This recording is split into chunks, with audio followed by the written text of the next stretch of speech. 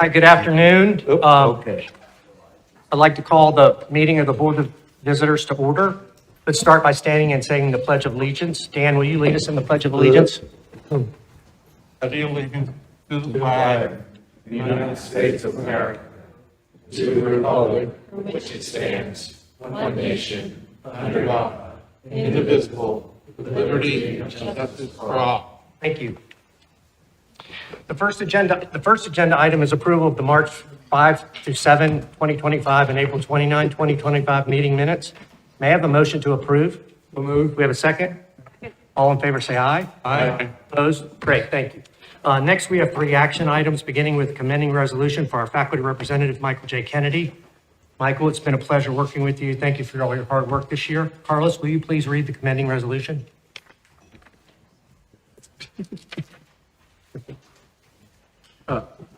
Whereas Professor of Special Education Michael Kennedy taught school for 9 years before earning a PhD in education from the University of Kansas. And whereas Professor Kennedy joined the University of Virginia faculty in 2011 as an assistant professor and was promoted to associate professor and then full professor. And whereas Professor Kennedy is the director of the StormEd Lab, whose research supports teachers through coaching, observations, and multimedia to educate students with disabilities.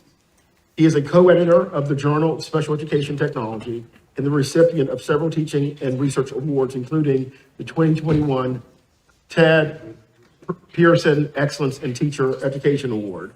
And whereas Professor Kennedy was chair of the Faculty Senate in 2023 through 2024, and has served as the faculty representative to the Board of Visitors since July 1, 2024.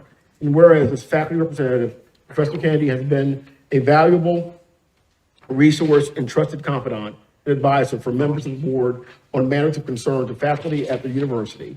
And whereas Professor Kennedy will step down from the role of faculty representative to the board on June 30, 2025, resolve the Board of Visitors thanks Professor Michael J. Kennedy for his exceptional service and wise counsel to the university and the board, considers him a trusted friend and colleague, and wishes him happiness in all his future endeavors. Thank you, Michael.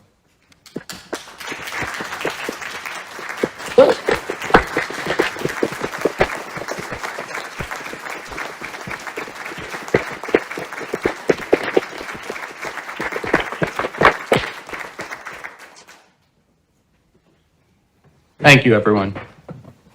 Next, a memorial resolution for a man who many in this community considered a mentor and close friend. He was a truly remarkable person, and we were fortunate to have him at UVA. As a student, faculty member, administrator, and president, I send my heartfelt condolences and best wishes to his wife, Betsy, and his beloved children, John, Elizabeth, Lars, Alex, Lily, and their families. Dan Brody, will you please read the resolution for John Casteen? I'm going to try. This is going to be tough.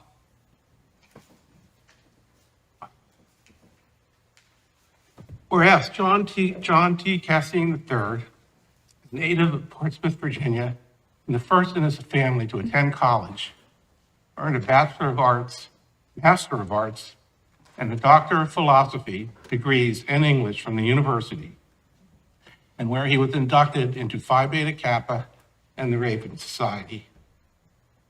And whereas mentors and later colleagues such as Edgar Shannon, Bob Kellogg, and Arthur Kirsch, he trained as a scholar of medieval literature, focusing on Anglo-Saxon poems and Icelandic sagas.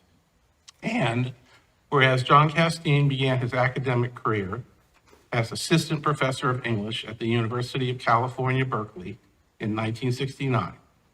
In 1975, he became a Dean of Admissions at the University of Virginia in the administration of President Shannon. And whereas from 1982 to 1985, he served as Virginia Secretary of Education under Governor Charles S. Robb and taught as an adjunct professor at Virginia Commonwealth University. And whereas from 1985 to 1990, John Casteen served as president of the University of Connecticut.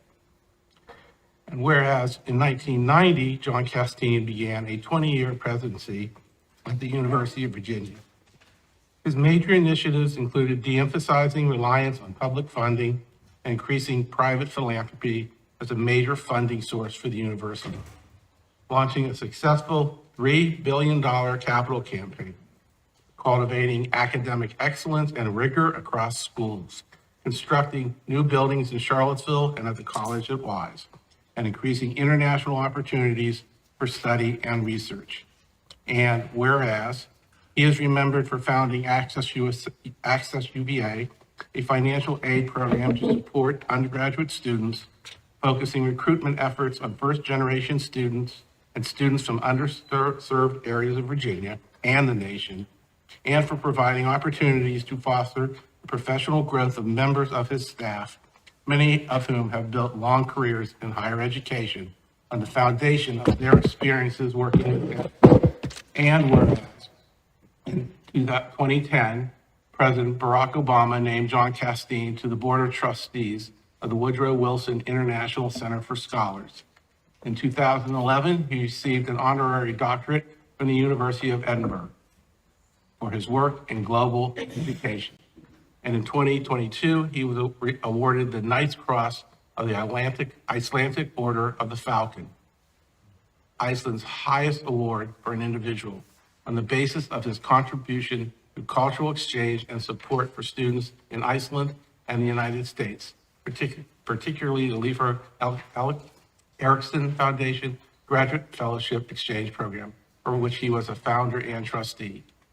And whereas after stepping down as president in 2010, John Casteen was designated a university professor and continued his long teaching career, which he sustained through all his administrative posts, except the latter part of his presidency at UVA, where he was busy raising money. His popular course subjects indeed included medieval English and Icelandic saga literature, as well as higher education administration, the contemporary novel, and the history, architecture, literature, and art of Venice. And whereas, in addition to service on several corporate boards, he served on the boards of the Rare Book School, the Chesapeake Bay Foundation, the Foundation for Community College Education, the Fralin Museum, the Mariners Museum, and as president of the Bibliographical Society of the University of Virginia. John and his wife, Betsy, were avid supporters of the arts programs of the university and the precinct that includes the Fralin Museum, the School of Architecture, the Studio Art and Art History programs, and other fine and performing arts facilities is named the Betsy and John Casteen Arts Grounds in their honor. And whereas John T. Casteen passed away on March 18, 2025 at the age of 81, whereas John Casteen's love of travel and lifelong learning created a worldwide network of friends and colleagues who mourn his passing and remember him with great fondness and admiration. Resolved, the members of the Board of Visitors commend the life and devoted service of the Honorable John T. Casteen III and express their deepest condolences to his wife, Betsy Wood Casteen, his children and their spouses, his grandchildren, and his many friends and colleagues. Thank you. Thank you. I think President Casteen deserves a standing round of applause.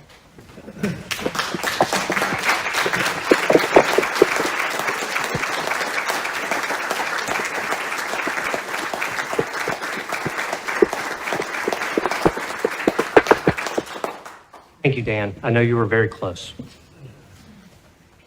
Next, we have a resolution regarding Miller Center Governing Council appointments. The Miller Center is asking us for approval of Don Bayer, Timothy Broaz, Kay Cole James, and Dan Meyer to the Governing Council of the White Burkett Miller Center of Public Affairs for a 3-year term commencing July 1, 2025. Their bios are in your materials. May I have a motion to approve? So moved. We have a second? Second. All in favor, say aye. Aye. Opposed? Great. Our final action item is a proposal brought forward by one member to change the manual of the Board of Visitors provision on the nomination process for the secretary of the board position. I'll say normally manual changes are taken up in the September meeting, but I was happy to consider this. Currently, the president nominates with the concurrence of the rector. This would remove the concurrence of the rector from this process and permit nominations from any member of the board as well as the president. I note that the manual states that the secretary is under the immediate direction of the president. Before I invite members to give their views, This amendment was taken up by the executive committee as per the manual, and I will say, sorry. They're passing around there. And I will say that while we don't take official votes, we did take straw votes, and all 7 executive committee members, Robert Hardy, Bob Blue, John Now, Rachel Sheridan, Carlos Brown, Paul Manning, and Amanda Pillion opposed this amendment. So I now open the floor up and invite members to give their views before we take a vote on this important change to our bylaws. So, Mr. Rector, I've passed around what I would offer as a substitute on the same subject that has the rector nominating the secretary, has the secretary working exclusively for the board and being assigned work that way. And it also has language, as had been requested by one of my colleagues, to include with respect to access to the books, which I think is probably already the case, but this would make it explicit, since that duty of keeping those books rests with the secretary. It seemed appropriate. So I would ask that we consider the substitute amendment on the same subject that I've passed around on paper. Do we have any comments? That's a question. Yes. Was this agreement over the substance or the timing more? Obviously the committee didn't approve it. I'm sorry. The straw poll or whatever, but the executive committee, was it more because of this should it be brought up in September, or was it because of the substance? The substance. Mr. Rector, did the executive committee object to the new amendment that was given to this resolution? I've not had time to consult with them, but so they're here and they can offer their own opinion. I will say that I object to it. Is there a reason that the executive committee overwhelmingly objected to the original resolution? Can you fill us in on any of the discussions? Yeah, why don't I let Carlos speak up, jump in, or anybody else? I think there's a general perception that the selection process for the secretary seemed to work pretty well. There also is just the inherent efficiencies of the corporate secretary, and I have a little bit of experience with this, works very intimately with the staff, the administration. They need to be integrated to some degree in understanding what's happening, what's evolving, informed so that they can service the board. And when you create a stark separation, there is a risk, right, that individual is not in a position to anticipate what needs to come to the board, to advise on what items should be integrated into the governance process. And quite frankly, you end up having duplication because somebody has to do that work. So whether it's the official secretary of the board or some other additional staff person, somebody needs to be that bridge. And I can speak in the context of my day job. That is the way that it works, right? I'm the general counsel or chief legal officer and the corporate secretary. I work for the CEO, the chairman, Bob, but I'm also supporting and responsible for the board. So that's the way it tends to work in most organizations. And to have a corporate secretary that is completely isolated from the administration will inherently create some inefficiencies. I mean, I think that was the core rationale. And besides, it didn't seem like we have a process that was broken. Are there any other comments? Yeah, I'll explain it more thoroughly. So fundamentally, I agree with Carlos' description of the alternative. This amendment makes the secretary nominated by the rector, voted on by the board, and answerable both for work and all other purposes exclusively to the board. As a structural matter, I believe that is a more appropriate structure. We are not here most of the year, and I do not agree that such a person in this structure is isolated from the rest of the university. I would fully expect this person to be welcomed throughout the university, but can play a more dedicated liaison role for the board as the board sees fit for that. And that will be particularly obviously under the rector. The rectors are strong in our Virginia structure. And in a 32,000 person organization, that seems very appropriate. Some of The reason I think this is a better structure comes from my previous time working in Virginia and recognizing that this board will leave town today. And we, who knows when we'll be back. We'll certainly be back in September, but we'll have a person through whom we can coordinate who's exclusively dedicated to that role. And again, this is a structural change. I think reasonable minds can differ as to whether the current structure is better than this alternative proposed here. I would offer that this would be an improvement for the board, and the board has heavy responsibilities. And human nature being what it is, this position is better executed, dedicated solely and directly underneath the Board of Visitors. So, Director? Yes. Like Carlos, I fulfill one of these roles sort of daily in my day job, working for the board at the Smithsonian. And I do have an independent model. I report only to the board, and I don't feel isolated at all. I have a wonderful relationship, and it's very effective. I don't know enough about UVA to make a judgment at this moment. I do think that there's a right moment to do sort of comprehensive governance reform at this institution, and I'd like to think about this in the context of those other changes. So if everyone was willing to defer this to September, which is when we typically do our comprehensive board manual reviews, that would be my suggestion. I've heard a lot of people talk about this, but it's never been like a passionate thing of mine. It seems to have merit, but I think more due diligence would be helpful. Well, as the person who works on a day-to-day basis with Susan, and Jim, as a person who works on a day-to-day basis with Susan, I think we should comment. I think it's very important for the secretary to work hand in glove with the rector. Susan and I talk every day. Not every day, that would be a falsehood. We talk almost every day. And when we talk, we often talk 3 or 4 times. I can tell you she's been nothing but a loyal, incredibly a careful advocate for the board, and her relationship with I think this is talking about how we select the new secretary. If you want to talk first about, part. I'm sorry? The first part. Yeah, the first part, and then you talk about reporting a structure. So I can tell you that I think that if future boards want to take this on, that's great. If you want to ask my advice on the way out the door, I would object to this. I think it's the wrong structure, but I think it could survive in a dotted line, solid line, maybe solid line to the board and a dotted line to the president. But I think the first part about the selection, removing the president, I mean, before it was removing the rector, that's the one that the executive committee considered, and I considered that an absolute non-starter as the person who works closest with the secretary of the board. I also want to bring up some of our peer institutions in the state and tell you what their reporting is. William and Mary, on the recommendation of the president, the board approves the secretary of the board. The secretary reports to the president and is evaluated by the president with input from the rector.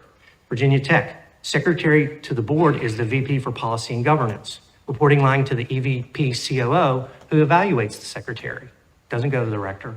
James Madison University, on the recommendation of the president, the board approves the secretary. The secretary is in the president's office and currently also serves as chief of staff to the president. The president evaluates. VCU, the board appoints in consultation with the president an assistant secretary to the board. Typical process is interviewed by the office of the president consults with the rector, and together they make a recommendation to the board. Assistant secretary reports directly to the office of the president, currently reporting with the president's chief of staff. Virginia State University, not necessarily an absolute peer with size and everything, but another example. A board member holds the title of secretary of the board and is elected to this position biennially during the election of officers for rector and vice rector. According to the bylaws, the secretary of the board has the authority to delegate administrative duties to a staff member. At VSU, the staff member is appointed and are hired by the president. Title is Director, Board Operations and Relations. So I can tell you, when this didn't have rector in it, a unanimous decision by the executive committee. You'll have to ask the rest of the executive committee members if by putting rector back in, that's enough to satisfy them. And of course, down here, and reporting, I think will have to be, in my opinion, should be taken up at a later date. So, Mr. Rector? One thing I want to make clear is I personally, having just seen this for the first time, really, I didn't even study the prior one very carefully because I didn't have time. But this is certainly not meant as personal towards anybody. I do think that, I think it's prudent to wait until we can give this some more thought. I mean, I feel like I'm looking at this and thinking about it on the fly, but I do like the impulse behind it, and I'll tell you why. And again, it's not personal to anyone. I can understand as rector how you feel very connected to the affairs of the board, the staff of the board, the administration. I think for rank and file board members like myself, who's not chair of a committee, isn't rector, doesn't aspire to be any of those things. I think you can feel out of the loop, isolated. A lot of times when there's an information request to make, a common response is people are too busy to do it.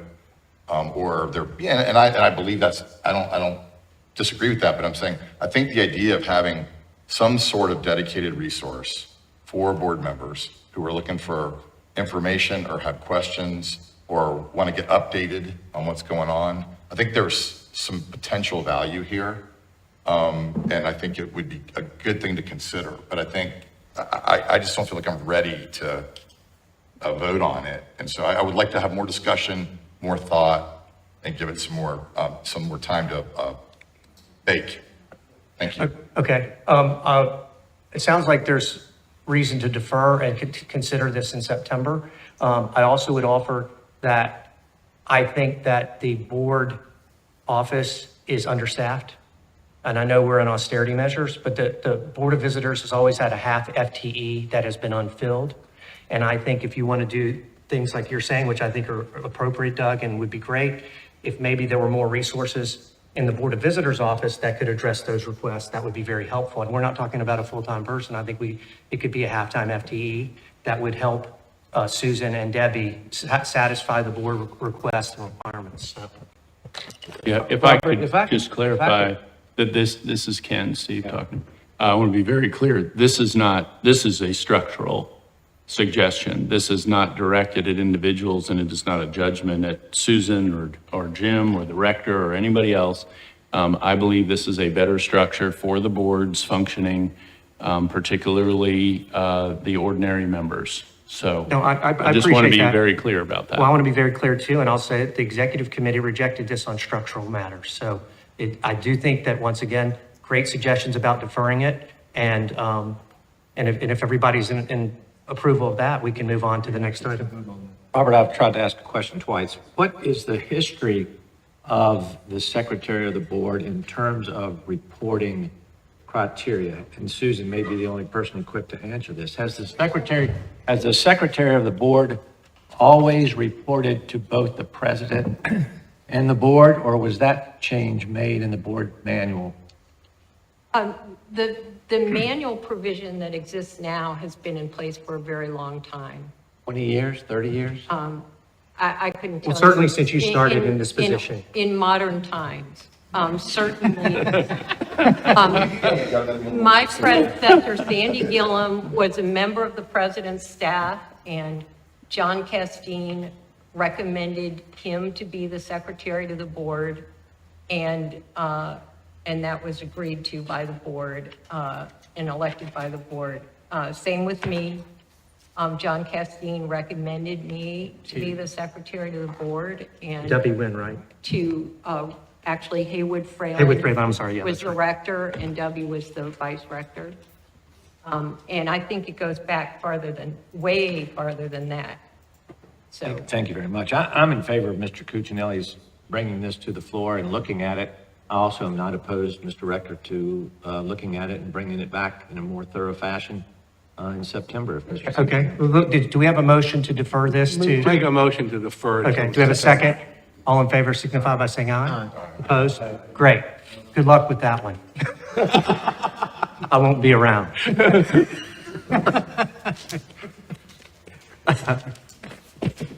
So we'll move on to.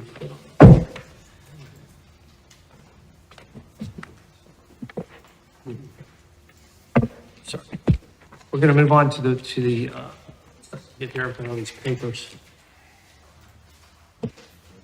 No, we're going to move on to discussion items. Yeah. No, I don't think, Susan, we're not going to records remarks now. We're going to discuss viewpoint diversity and the other one, right? Isn't that? Yeah, we're going to finish open session and then, Okay. So, Jim, I think we turn it over to you for a discussion item, your discussion item. I wasn't sure if we were doing remarks first. No. you're going to do your remarks. You want me to do remarks first? Or- Okay. and then- I think after 12 years, I get that right. We have done it differently than today, and we're going to do it, we're going to also move on to something else. We're being flexible today. We're being flexible, okay? Before I start my comments, I wanted to call to each board member's attention a book at each of your seats. You may have received them, they have a bow on them. This is a copy of the original handwritten book of minutes of the Board of Visitors from 1817 to 1828. I think you will see Mr. Jefferson's handwriting in there. Several years ago, former board member Barbara Freed discovered the original handwritten book of minutes. She was so moved that she commissioned a printing of the minutes, which she then gave as a gift to fellow board members. I was lucky enough to receive a copy. I was able to procure additional copies at my cost. This is my parting gift to you. If you are in the small group of people who may have received this already, please share it with someone who would appreciate it or simply enjoy having 2 copies. As rector, it has been my honor and pleasure to serve with each of you. Many thanks for your service to the board and our great university. I'll now move on with my formal comments. I truly believe, as I said this morning, that the University of Virginia is one of the finest, if not the finest universities in this country and one of the truly great universities in the world. We are extraordinarily fortunate to have the opportunity to serve our university in this capacity, and it is an opportunity we should not take lightly. Although formal recognition will be in September, I want to take this opportunity to honor my visitor classmates, all of whom will be leaving the board on June 30th. First, the Honorable L.F. Payne, who has served, like me, for 12 years total, from 2003 to 2011, and then again from 2021 to 2025. In his first 8 years, L.F. served on the School of Education Foundation as the board's representative, was an active member of the Medical Center Operating Board, later renamed the Health System Board, and chaired the Buildings and Grounds Committee. He also served for many years on the UVA Foundation, including as chair. This time around, he has chaired the Advancement Committee for 2 years. LF has been a steady voice of reason throughout his time on the board and has helped guide us on real estate development, business, and medical matters. I admire him as a colleague and consider him a good friend. Bob Blue has served for 8 years. He has been a leader in finance and has chaired the Finance Committee since 2019. When Bob speaks, people listen. He has worked closely with J.J. Davis in this role, and I know I speak for her when I say the university will miss his financial acumen and calm, steady hand. Nothing ruffles Bob. As the president and CEO of Dominion Energy, this is an essential quality. Our Vice Rector, Carlos Brown, has served for 4 years and was elected Vice Rector by his fellow members in 2023. Carlos is also the chair of the Academic and Student Life Committee. In that role, he has stressed the importance of hearing from students and understanding the views and concerns of our current student body. Carlos was president of the student body when he was an undergrad, so he recognizes that students are our major constituency and the lifeblood of this university. Student self-governance is one of the most important and unique qualities we provide for our students. They leave this place having led their peers, which sets them up well in life for a life of leadership and civic engagement. It certainly did for Carlos and me. All 3 of these individuals have been instrumental in the university's success over these past few years. I'm proud to know them and call them my friends. I hope all 3 of you will continue to be active in the university, as will I. This university needs your knowledge and experience and your common sense, and I'd like to give you all a round of applause.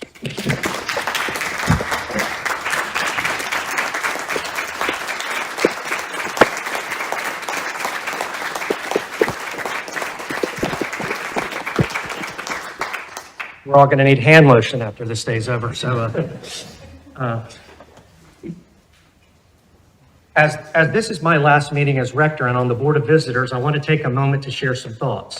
I have a feeling we all know each other's association with the university and how we came to serve on this board, so I won't reiterate my own story for everyone here, but I will say that I've been affiliated with UVA in one form or another for almost 50 years. I've sat in a lot of seats from fan to donor, from student to board member. In each role, I've felt lucky to be a part of this incredible place and to play any role I could. This board is setting an example for our students, our community, locally and on a national stage. We need to begin every conversation, whether easy or contentious, by assuming good intent. We need to work together. New viewpoints are a good thing, but when we disagree with the policy or viewpoint, we should do so recognizing that the policy was enacted for a reason. We owe it to our predecessors to understand why things are the way they were before we change things just for the sake of change. I also encourage everyone here to read and understand the Statement of Visitor Responsibilities. We are a governing body created to focus on strategy and policy. We should not cross the line into daily management of the university. Despite challenges we face, we need to all remember that, as my father-in-law and former rector Bill Goodwin liked to say at the end of every meeting, UVA is a great university. We have a unique DNA that sets us apart from our peers, and we are all lucky to be here. I want to turn my focus for a moment to President Ryan. As you know, Jim joined us in 2018 following Teresa Sullivan's 5-year tenure as president and John Casteen's 20-year term. While each president has left his or her mark on the university, I want to highlight where we are today under Jim Ryan's presidency. In 2024, Forbes identified UVA as a new Ivy, or Dan, maybe the Ivy should aspire to be a new UVA. You're not going to give up on this, are you? No, we're going to have this one out for a while. U.S. News has ranked UVA as the number 4 best public school, 24 overall, number 3 best value public school. Princeton Review has identified us as the number 1 school for financial aid. We have the number 1 best graduation rates of Pell Grant recipients, which tells us that we are the best at supporting students from moderate and low income households. U.S. News ranks our law school as the number 4 in the country. Our business school has a ranking of number 1 public business school. U.S. News ranks our School of Education as number 6 in the country. We broke into the top 10 in 2024. UVA Health is ranked number 1 in Virginia and top 50 overall, also by U.S. News. Since 2018, we've produced 4 Rhodes Scholars, bringing our total to 57. UVA is the highest producer of Rhodes Scholars among public universities. Since 2018, we've won more than 10 NCAA sports championships. As of 2025, we've had a total of 35 NCAA championships overall. Our neighbors to the south in Blacksburg have 0. For comparison.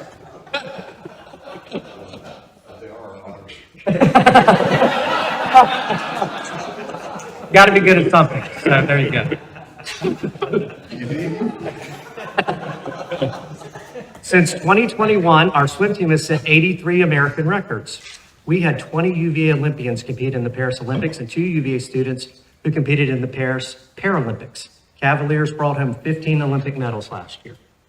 Finally, we can't forget our Honor of the Future campaign. Our goal was to raise $5 billion by June of 2025. Jim and his team reached that goal 18 months early. As discussed during our meetings today and yesterday, we've now passed $6 billion. Mark, there's still enough time to get to 7 before the end of the campaign. I list all these metrics to highlight the remarkable job that Jim Ryan is doing and the data that shows how well he has done as our president. We can all agree or disagree about many things, but the numbers are impressive. And nearly every number I've listed here today is an improvement from where we were when Jim arrived in town in 2018. The numbers reflect what we should all be proud of, the fact that UVA is a place of excellence. I want to take a moment to recognize the leadership team at UVA. JJ Davis, and that chokes me up a little bit, Mitch Rosner, Bree Gertler, Chancellor Donna Henry, and the leaders at our schools, to name a few. This is a very strong team. We can all recognize that while there have been challenges at the leadership level, our current team is incredible. They are dedicated people who come to work every day and truly do their best for this university. We've undergone many changes, as any large organization will, but our ability to maintain course and keep things running smoothly is second to none. I also want to mention my great affinity, admiration, and appreciation of the Herculean efforts of Susan Harris and Debbie Rinker. The board is fortunate to have Susan and Debbie working on our behalf every day. As rector, I speak with Susan almost every day and several times a day, and she has always provided great counsel. Susan, Debbie, and I worked together long ago at Leonard Sandridge's office for 2 years, so we have a long history together. It's very important for the rector and president to have a very strong working relationship with the secretary of the board, I would say hand in glove, to ensure that the business of the board and the university can proceed as efficiently and effectively as possible. Thank you, Susan and Debbie, for your outstanding service to the board. And since we're in the mode of giving standing ovations, I'm going to give another one. So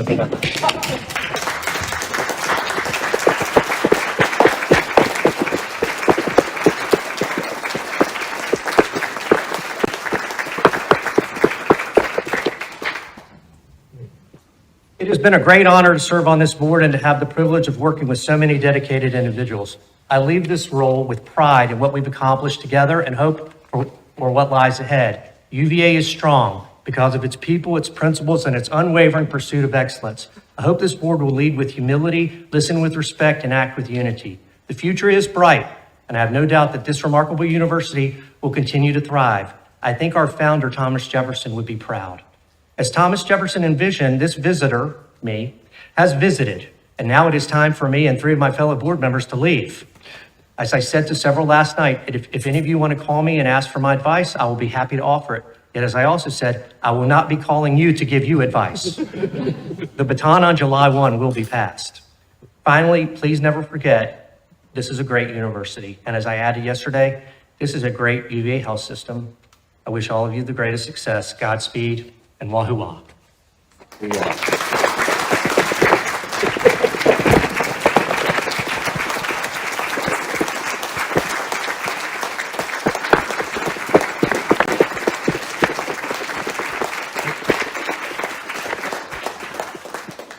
As I said, I'm going to ask Susan to go out during the break, if we have one, and purchase some hand lotion for everybody. So, I now turn it over to President Ryan for his remarks.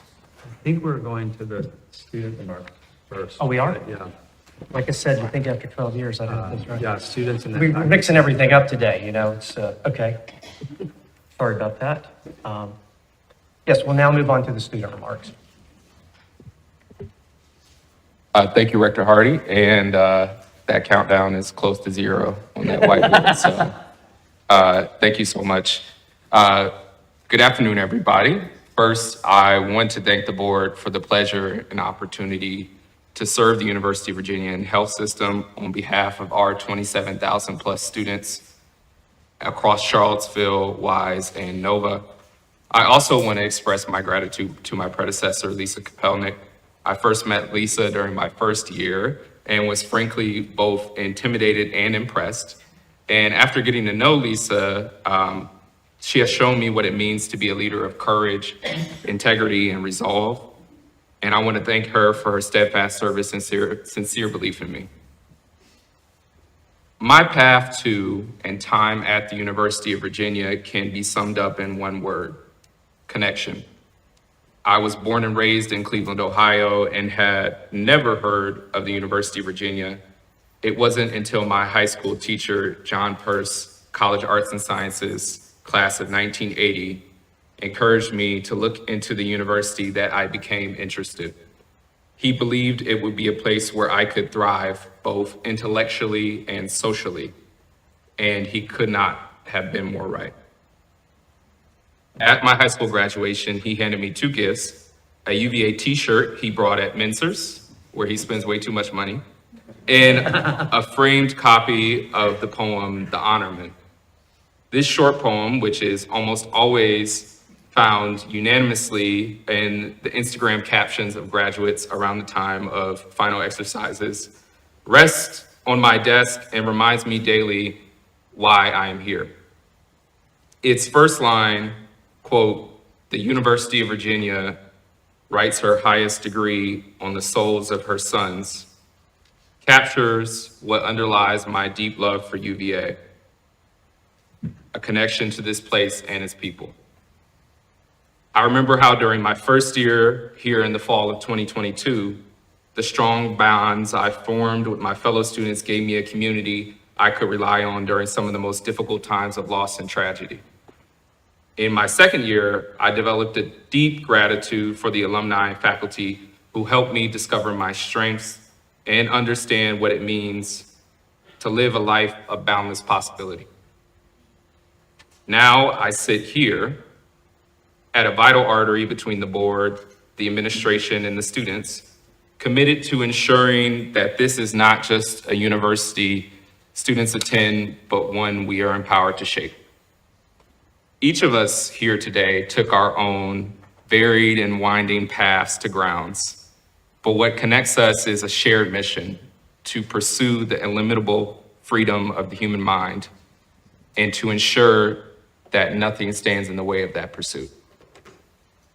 I would like to share my 4 priorities as the 44th student member of the board. The first is connection, as I've already described. The second is student self-governance. The third, affordability. And the fourth is what I call emerging opportunities. And these include artificial intelligence, name, image, and likeness in athletics, and biotechnology. What ties all of these together is the importance of keeping students at the center of every decision this board makes.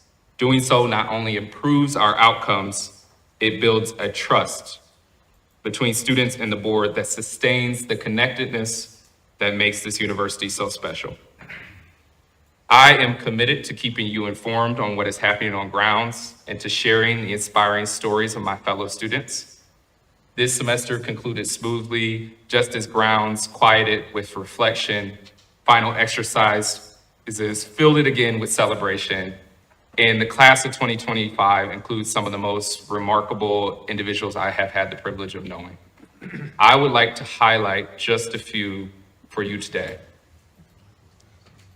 Tolu Odekoya is a 2025 graduate of the Graduate School of Arts and Sciences with a PhD in politics focused on counterterrorism.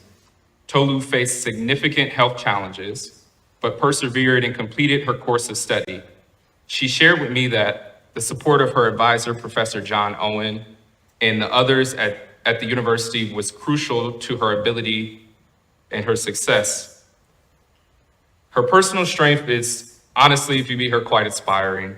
Tolu has committed to supporting future generations of graduate students who, like her, face unexpected challenges or are unable to afford the academic regalia that they carry with them through the rest of their journey. Her journey reflects the importance of supporting graduate students during times of macro uncertainty. Charlotte Schroeder is a 2025 graduate of the College of Arts and Sciences with a major in economics and a minor in general business. She began her experience at the college at Wise through the Year in Wise program. That experience shaped her deeply, and after transferring to Charlottesville, she worked to improve the transfer process for future Year in Wise students. She also served in the student council, the honor committee, and as a class trustee. Her work is a model of what it means to live out and to protect the tradition of student self-governance. And lastly, I want to highlight Nick Chu. He is a 2025 graduate of the college, where he was majored in biology on a pre-med track. He was the president of the Hullabahoos, a Great Carrington Scholar, and a member of Phi Delta Theta fraternity, where he served as the first sexual harm prevention coordinator for the Interfraternity Council. Alongside his friend Joe Kratz, he launched the Rugby Project, a program based out of the Women's Center that rethinks how students prevent and respond to sexual harm. The course brings together representatives from each fraternity on ground to learn how to navigate university resources, support their peers, and engage in hard conversations with care and honesty. This project is just one example of the impact resources like the Women's Center, which contribute to student well-being, and students working to build more connected and empathetic community here on grounds and beyond. In closing, I want to reflect on a comment Coach Odom made yesterday. He said, quote, "They will not have success on the court if they are not connected together." I would rephrase that slightly, though I don't think I could do better than Coach Odom, how he put that. He said, I would rephrase that to, we will not have success as a university unless we are connected together.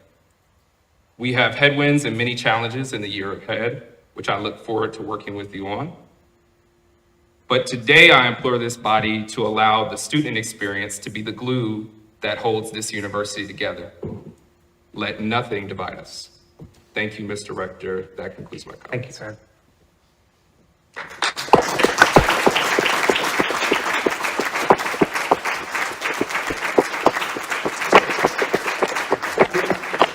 We'll get a standing ovation next year. Can't get two. It's cold to stand up. Exactly. We're wearing our knees out here.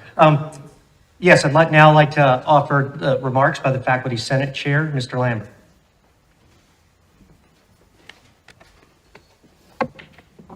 Thank you very much, Rector Hardy, members of the board, President Ryan, and others. I'm here today to give you a report on the business actions of the Senate from the past year. And I want to tell you ahead, the theme of my year of service as chair has been to accept every invitation. It's advice I got from a former Senate chair, David Guise, who was a chair in the early 2000s. As well, I was touched to hear the name of Sandy Gillum. He was chief of protocol in 1976. And I came here as a public school student, invited by my next door neighbor to see the Queen and Prince Philip on the lawn. And more on that toward the end of my remarks. So the Senate is, of course, a deliberative body. We're 83 of us representing 3,000 faculty across the UVA schools. And we have this year non-school members. We figured out there were some faculty members not part of any school. We have 2 representatives of that group. And we meet in a full session September to May, once per month, and also in our standing committees and ad hoc committees and executive council. We've just had and completed our elections of new at-large members of the executive council and new senators. About a fourth of them are replaced every year in staggered 4-year terms. We've also assigned our standing committees. That was a process led by the incoming chair, Professor Jerry Seidman of the School of Commerce. You'll hear more about those committee assignments and selection coming through the month of June, and they'll take office July 1st. In the theme of accepting invitations, senators participated throughout this year in meeting student leaders. Thank you, President Ryan, for hosting us at Cars Hill on a great day. We've been participating in the alumni reunions.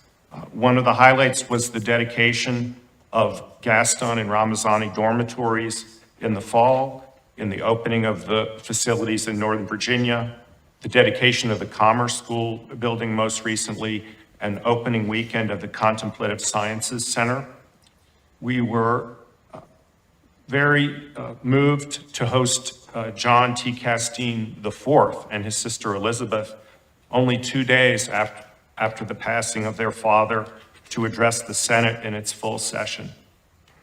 We have been attending various arts and other events, opening celebrations, commissionings. I had 3 naval students in my senior 4th-year capstone team, and we also participated in the celebration for Provost Balcom as he departed for Middlebury College. We've been meeting regularly with members of the Staff Senate, with members of the General Faculty Council, the Academic General Faculty, with members of the AAUP, other group leaders. We've had important sessions with Stephen Mull, Ambassador Stephen Mull, and the International Studies Office with concern for the visas of UVA guests.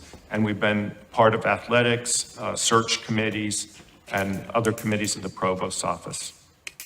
At the Senate meetings, we've hosted the admissions office, the director of athletics, disability accessibility director and office members, and we've had testimony on the roles of IT in the staff and faculty and university business going forward. And it's been one of the best years ever for hearing from the president and provost and members of the provost's office in the full Senate session. We've had listening sessions, and the senators there described, of course, a concern for the shifting emphases and the amounts of external funding, and are concerned for the resilience of themselves, their programs as individuals, their students, and as well for their schools, departments, and centers. We've had several of our Senate resolutions. There were 4 or 5 of them throughout the year. They were cited nationally and internationally. And that was a highlight of seeing that we're knit with peer and other universities. Our UVA faculty continue to distinguish the university and the Commonwealth nationally and internationally in sciences, arts, medicine, architecture, business, law, education, engineering, and public service. And among the emerging topics Gregory pointed out for the AI and its roles in industry and the professions, also in biomanufacturing at scale. I was this week at a meeting of NATO scientists concerned for the genomics revolution and what it means for global and international security. As well, we've heard the growth in interest and external support for quantum information science and nuclear and other forms of energy, and for protecting the Commonwealth and the nation from strategic competitors and changing global markets. So in closing, the senators and I, we look forward to working with the Board of Visitors, faculty, staff, alumni, to further distinguish the Commonwealth and the Charlottesville community, as we all are residents of this community, for accomplishments in education, research, and public service. We appreciate the opportunity to appoint Professor June West to be part of this meeting today.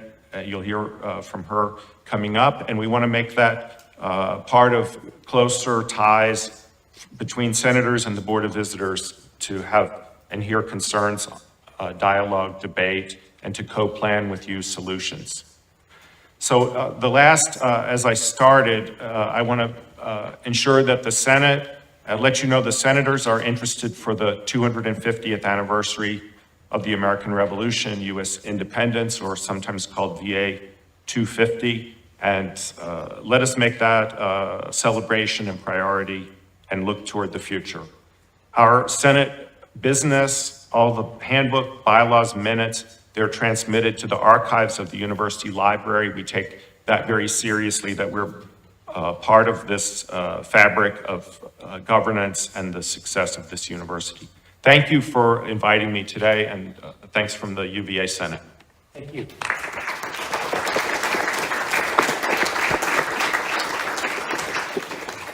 As Vice Rector Brown will be stepping off the board, he's asked if he could make a few comments. Thank you, Mr. Rector. In my parting words to this board, I'm reminded of a scripture in my Christian faith that I often refer to. It's Philippians 2, 3, and 4. And it says, do nothing out of selfish ambition or vain conceit. Rather, in humility, value others above yourself, not looking to your own interest, but each of you to the interest of the others. I reference the scripture as a reminder to myself first, and to you, my colleagues, that although we come to this board from varied and diverse backgrounds, we must be diligent to prevent our personal perspectives, biases, and idiosyncrasies from acknowledging the great service this institution has and is providing to the Commonwealth in this country, or in interfering with our duty to serve with humility. We, UVA, are not perfect, but we're getting better. Paul Harris and I have spent hours discussing the unearned benefits of the gift of grace. Grace is not earned, it is given. UVA itself deserves grace for its past imperfections. Each of us at this table are the beneficiaries of unmerited grace. Some of us received grace when we were admitted to this university years ago. Some of us received grace when we were hired, and others of us were appointed to this board, all under grace. And I would implore that each of you work hard to extend each other grace as you work to make this place better. Our stated ambition is to make UVA both a great and a good university, great in research, great in the creation of knowledge, great in patient care and outcomes, great in the development of the next generation of leaders, but also to do good that improves the people's lives, improves this community, and improves the Commonwealth. This institution sits on an amazing legacy with storied traditions that are the envy of higher education. But while we must always be grounded in and honor those traditions, we must not be shackled by them. We must not shackle our students or our leadership to a version of the university that we have frozen in our minds from our time here as students, nor should we try to impose our singular vision for the future of this university on its current generation. We are called visitors for a reason, and it is a privilege to be here. We each are mere singular participants in the large dynamic experiment that our founder began 200 years ago. This university evolved in ways that he could not have contemplated. For example, the presence of women and people of color here. On the other hand, it has flourished in ways that he would have delighted in. For example, it is perpetuation of a secular institution focused on the pursuit of truth and knowledge. Yesterday, Coach Odom said that he wanted his players to understand that their obligation was to leave the jersey better. He ultimately got around to saying, well, no, it's all of our responsibilities to make it better. I agree with him. Our job, each of us, is to make things better, to leave the university in a better place than when we arrived. So in summary, I just want to challenge each of you to do three things. One, recognize it is a privilege and a grace to be given trust over this place for a time, for both its traditions and its future. Second, to understand that our primary responsibility in every discussion or decision is to make things better. And then finally, being informed by 1 and 2, remember to assume the good intention of your colleagues and always to act humbly. I want to thank Jim Ryan, J.J. Davis, Ian Balkin in his absence, Bree for stepping in, Deborah and Susan for all the hard work and service that you guys provided. And I also want to thank Rector Hardy, who I can confirm is the hardest working rector in higher education. It has been an honor of honors to serve with you as your vice rector. UVA is a great institution, and it has been an honor to serve with each of you. Thank you. Thank you.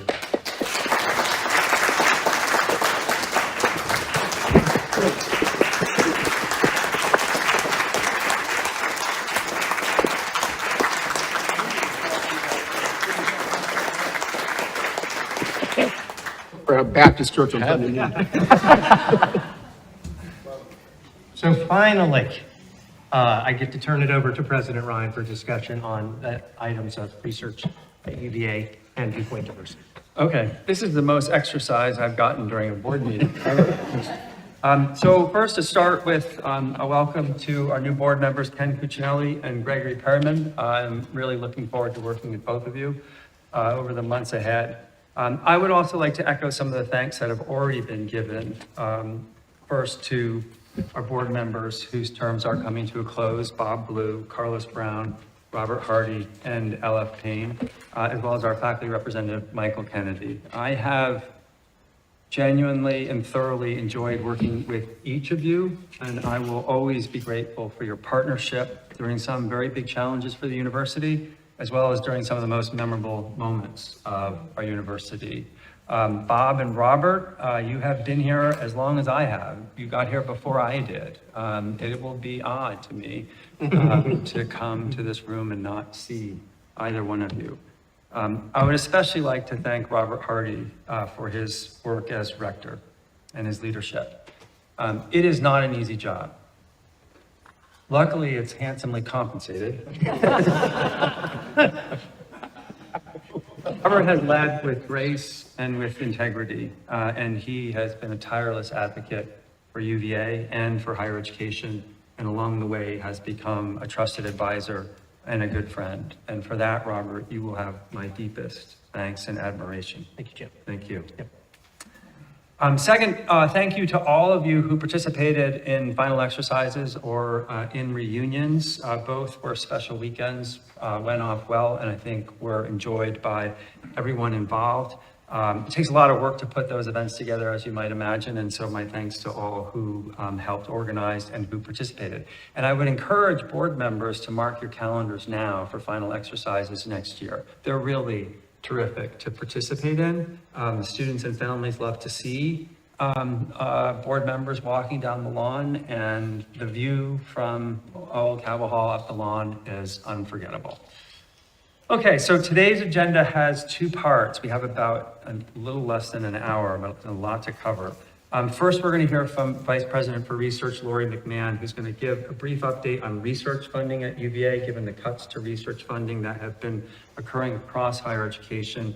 Then we're going to hear from two eminent researchers, Kevin Pelfrey and Jaideep Kapoor, on their work and how they have been impacted. And then after that, picking up from the last meeting, we're going to have a conversation on viewpoint diversity. I hope you all had a chance to read the materials in advance that describe some of the initiatives we've been pursuing in this area. Bree Gertler will lead a discussion with all of you about where we are and where we might go next with the help of Professor June West from Darden, who's also on the Faculty Senate.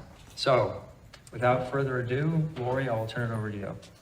Great. Can everyone hear me okay? Thank you, President Ryan, for the opportunity today, and Rector Hardy.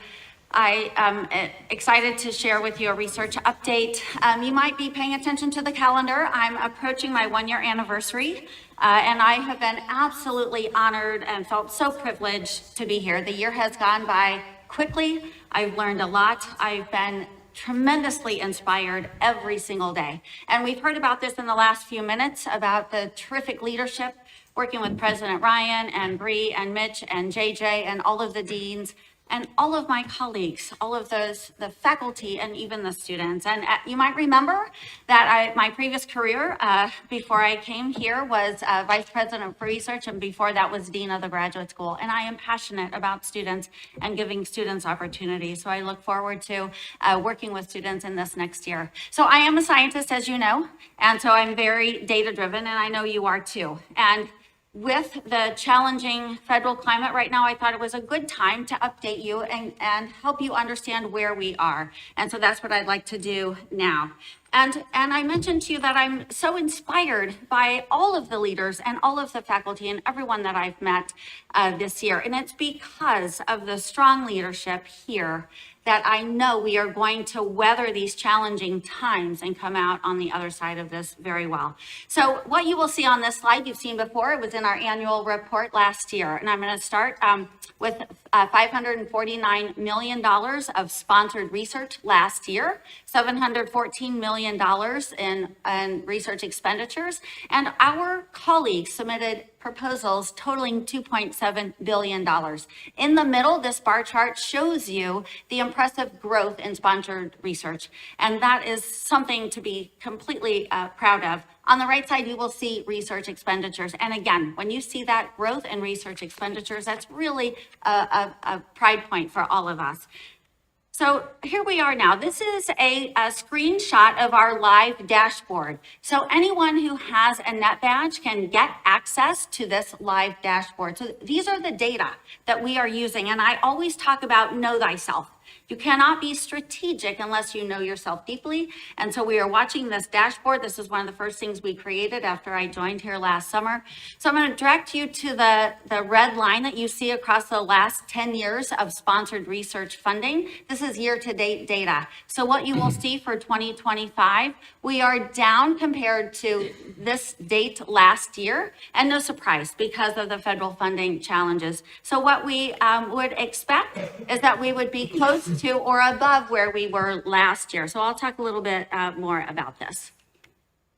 So we are talking about sponsored research, and I think it's really important when we're thinking about data to understand where our funding comes from. And what you will see in this pie chart is that 63% of our funding is from federal resources, plus another 15%. So a total of 78%, that's the blue and the brown together, is our funding portfolio. So 78% of our sponsored research is federal. And because of that, we've been paying particular attention to the changes in the federal landscape. You'll also see that we get 5% from the state, 5% from industry, 7% from foundations. And so I think this pie chart shows that we have a diverse funding portfolio, but there's also places where we can focus and diversify even more. Lori, what is the definition of federal flow-through? Federal flow-through is collaborative grants. So that's a really good question. If I can go back. So the blue are dollars directly to us with our faculty being the main PI. And the brown are dollars where we are collaborating with outside faculty. We're not the contact PI. We are not the contact PI. Okay. So of our federal funding, 51% is from the NIH. And that is no surprise given the size of our medical school and our academic medical center. You can also see on this, this pie chart that 13% is from the Department of Defense, 4% from the Department of Energy, 9% from the National Science Foundation, 3% from the Department of Education, and then 14% from other federal sources like the Department of Agriculture, Department of Transportation. Yes, question? Is that indicative of, say, the last 15 years, that percentage? Yes, yes, it is. And the total dollars have grown, but the ratio has stayed pretty constant over the last at least 5 years. Yes, great question. So because half of our federal funding is from NIH, I thought today we would hear from two of our colleagues about their NIH grants. And because half of our funding is from NIH, we're paying particular attention to what's happening in the landscape. So this slide shows when we're looking at NIH data, this shows us what institutes we're getting most of our funding from. Again, part of the know thyself. Where are our research strengths? So what you will see over the course of these last 5 years, at the top of these bars is a blue box. That represents dollars from the National Institute of Heart, Lung, and Blood. So what this tells us is that one of the signature areas of research that's funded by the NIH here at UVA is from that institute. What you will also see is the pink box that most years is the second level of funding, and that's from the National Institute of Allergy and Infectious Disease. Also, what you will see in the blue is cancer. That's our National Cancer Institute and other cancer grants. This year, you will see kind of that turquoise color box. That's the National Institute of Neurological Disorders and Stroke. And one of the reasons that that's higher up on our bar chart is due to the grant that you're going to hear about from Dr. J.D. Kapoor in a few moments. So also when we're thinking about data, we are looking at rankings. We want to know how we measure up across the country. So UVA ranks number 53 in federal research funding across the country. This is 53 out of about 240 institutions. This is publicly reported data in the NSF Higher Ed Research and Development Report. And overall, we are 48 in research expenditures. Now, this difference between 48 and 53 has to do with other investments in research, and in particular, the investment that UVA leadership and the Board of Visitors has made in research, and that's really critical. Our School of Medicine, the national ranking, again, publicly available data is 39. And this, again, is something to be celebrated. The investment in the School of Medicine and research has landed us at 39. Previous years, we've been in the 40s, mid 40s. So now to our grant terminations. So to date, we have had 44 grants terminated. There were 2 that came in yesterday, and these 2 that came in yesterday were for our PhD students. So 2 fellowships yesterday were canceled. What you will see on the left is that the largest number of grants that have been canceled is from the National Science Foundation, followed by the National Endowment of Arts and Humanities, followed by NIH, and then we've had 3 from the EPA, and you can continue to look down this table and see where we've had other grants terminated. On the right, you will see those schools who have received terminations. The College of Arts and Sciences has had 9, and most of those are the National Endowment for the Arts and Humanities. They've also had a couple of NIH grants that have been terminated too. The next is the School of Engineering and Applied Sciences. School of Medicine has had 3. And again, you can continue to look at this table and see where those cancellations are. So the reason for these cancellations, we don't precisely know. So when we get the official notice of termination from these federal funding agencies, the letters simply say that the priorities of the award do not follow the agency's priorities. So we don't know precisely. All of these grants that you see on this table are variable. So there's educational grants, there's research grants, and they're from all these agencies that you see. Overall, for us at UVA, we have had fewer grants canceled than most of our peers. And so that's something to be celebrated. But I will say that with all of this challenge that we're facing, I remain optimistic. I remain optimistic because of the talent, the drive, the energy, the resilience of our faculty who are working hard, and we can compete. So some of us have been talking about the decrease in funding that we're expected to see with the new budget. But we will compete, and we will be strong competitors, and we will continue to win those awards. And that's what's shown in this last slider. I wanted to show you that we are submitting many grants. So our faculty have not stopped their hard work, and they're busy working and submitting grants for new awards. Okay, so now I'm going to turn the microphone over to my colleague Jaydeep Kapoor, who's a co-director of the UVA Brain Institute, and he's a Wahoo. He got his PhD here. I want to be a Wahoo, so I got to figure out how to get a degree. Professor of I'm not joking. Just you might see me at commencement at final exercises someday. Professor of Neurology and the Eugene Meyer III Professor of Neuroscience. Jaydeep.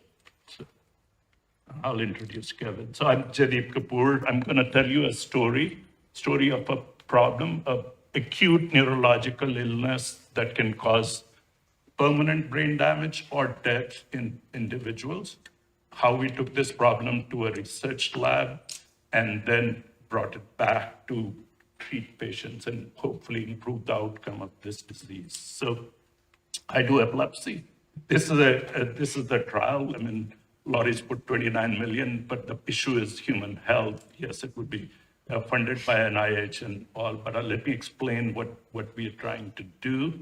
I take care of patients with epilepsy and seizures. So what is a seizure is an abnormal discharge in a patient's brain that causes the most dramatic ones, which are shown on television and movies, is what we call a grand mal seizure, where a person falls to the ground and has stiffening of all muscles and shaking. This has been described since ancient times. Julius Caesar had it. This is due to altered brain development, gene variations, head injury can cause it, stroke, brain tumors. The fastest growing population of patients with seizures is older adults, older than 65. It is under intense investigation. I suspect a lot of them have early Alzheimer's disease, but that's my opinion, not proven yet. 1 in 26 Americans will have epilepsy in their lifetime, but more important, 500,000 children have epilepsy. And this is important because when a child has epilepsy, the number of life years lost to disability, or if they die early, is a lot more than somebody who has a disease at the age of 70 or 75. All lives are valuable, but a young child's life, there is a lot to be lived. And 3.4 million Americans have epilepsy, and 50 million people worldwide have epilepsy. What I'm going to talk about, the disease condition I'm talking about, is called status epilepticus. Most seizures, very, very fortunately, our brain is designed to stop all seizures by itself. But some seizures will continue for more than 5 minutes. And I watch seizures for a living, and I can tell you, I cannot stand and watch a patient have seizure lasting more than 2 or 3 minutes, especially a convulsive one. If you look at the EEG of a normal brain, I can highlight. It's going back. The bottom one goes backwards. So the normal EEG is on the left. If we were to do an EEG on any one of you sitting in the room, and I have to go and read EEGs after this, I would tell my residents, this is a beautiful EEG on the left because they have fast frequencies in the front, slow frequency in the back, right and left look like the same. Looks like the brain is working perfectly fine. When you have status epilepticus, what you see is this EEG on the right, where we call them spikes. They look like spikes driven into the earth. We call them spike wave discharges, but note that it's all over the brain. Every part of the brain is occupied by these abnormal activities. A journalist who suffered from this wrote a book, and she called it Brain on Fire, and I always describe it as brain on fire. I can show pictures of that, but this is what it looks like. And what does it do? This is, on your right is an MRI of a child, actually, 5-year-old child who had febrile status epilepticus, just a high fever. Most high fever seizures associated with high fever end within a minute or two, but in some children, it would last half an hour or 1 hour. When that happens, what is left when you cure the seizures, and this is the MRI taken within a week, is on your, where it is a red circle, there's a structure called the hippocampus that has shrunken and shriveled compared to the right. Now, what does the hippocampus do? When I'm talking to you, when everybody has been talking to each other, passing information, you're storing this information in your hippocampus right now. You're going to keep it in your hippocampus until you go home and go to sleep. During your sleep, there is transfer of that information from the hippocampus to the cortex. I tell all the undergrads, don't pull an all-nighter before your exam. You won't remember it, but they don't listen. They all pull an all-nighter. But memory is stored. So this structure, because it can be hurt by seizures, is very important to protect. Also, in Alzheimer's disease, which Dr. McMahon studies quite a bit, this is the first structure that goes. And that's why people with dementia have so much problem with memory, because this is the first structure that gets hit in Alzheimer's disease. So another thing to point out, public health hazard, I hope it never happens in the United States, but chemical weapons, the nerve agents, VX, SOMAN, all those things can cause these seizures. We have antidotes for this, 2-PAM and atropine. But what they do is they block the peripheral effects, breathing and muscle contractions. But the seizures continue in these patients. And these agents have been used in war, in Syria recently, for terrorism in Japan, so Tokyo attacks, and for assassinations in US. So our defense agencies are also interested in this condition. Several years ago, what we did was to organize a clinical trial to understand which of the 3 drugs that are used by all doctors, whether it is UVA or any other place, which one of them works the best. And because we didn't know which drug was the best. And it turned out that all 3 drugs that people used were about equally effective. There wasn't any difference. But what was very disappointing to me and my colleagues was that less than half the patients got treated, 45%, 46%, 47%. That means other half will continue despite our treatment to have seizures. So this is where we go back to the lab and say, how can we understand this situation and how can we come up with a better treatment? And what we figured out was that a drug called ketamine, it's been used as an anesthetic for 60 years, almost. It is now becoming popular for treatment of PTSD and depression, but it is very effective. I won't bore you with all the biochemistry and electrophysiology of how ketamine works, but basically your brain cells communicate with each other using a molecule called glutamate. Glutamate binds to something called a receptor, which accepts the message from the other cell. And one of the receptors that it binds to is called NMDA receptors, and ketamine blocks those NMDA receptors. So that's how it works. And if we take a mouse called status epilepticus, here's an EEG in a mouse, which looks much like a human status, as I just showed you, and we treat it with ketamine, it stops the seizure. So with that information, and we went back to FDA, NIH, and 5 years of negotiation and got this trial funded. This will be conducted by 60 sites. Most of them are major academic medical centers. We have not only 60 sites are ready to participate, I have a line of people who want to participate.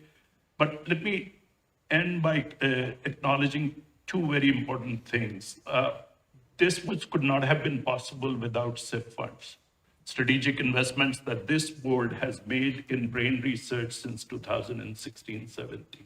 The strategic investment funds support the Brain Institute, which then allows this research to proceed. Every dollar that strategic investment fund has invested in brain research has resulted in $4 in NIH funds. So when Laurie showed you that our NINDS funding exceeded that of other institutes, that's because of the investment you all have made through the Brain Institute in making us better. So that is really, nobody would have given me money to work for 5 years, and it took 5 years to plan this trial other than the strategic funds. Second thing that strategic funds did was to help us recruit some of the top scientists in the United States in neuroscience to UVA. 7 years ago, this board wanted us to be very prominent in neurodevelopmental disorders and in autism. There was concern that we were not doing well. The faculty at UVA identified Kevin Pelfrey as the best person to do this kind of research. Kevin had been leading a big program at Yale and then had gone to George Washington. I was told there was no way, I had no hope of recruiting him. I said, no, I have SIF funds. I'm gonna get him. And I did, and so I'll hand it over to Kevin. He had me at hello.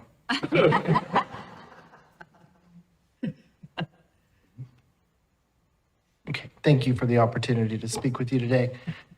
So the story I want to tell you starts 17 years ago when my daughter Frances was 4 years old.